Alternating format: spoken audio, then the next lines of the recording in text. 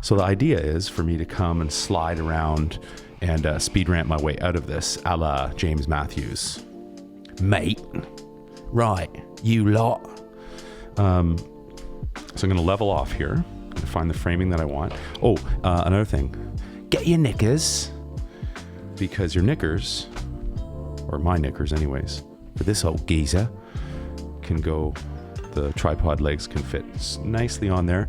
And I've got this smooth, here, let's just see how smooth we can get. All right, let's try one, okay? So 1.4, ISO 400, 1/250th of a second, 120 frames per second. I'm making a video down here. Okay, here we go. Recording. See how nice and smooth that is? It's kind of neat, right? Cool. So in order to parallax, I want to have this going this way. And then I'll smooth I'll go the opposite way. Let's try it the other way. Action.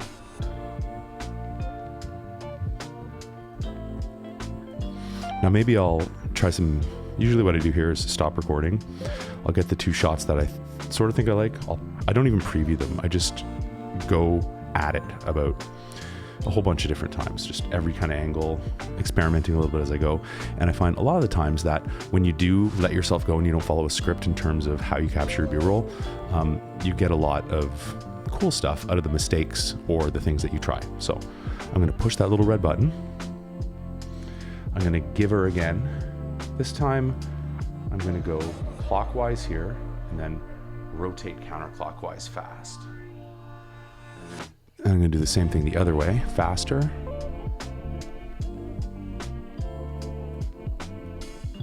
And here I am, Mixmaster Dale. And you know what? I bet you shots like this look really freaking cool. And I can't even see what I'm doing. This is just like my knees are bent and it just feels right. It just feels right, baby. Whew. Whew.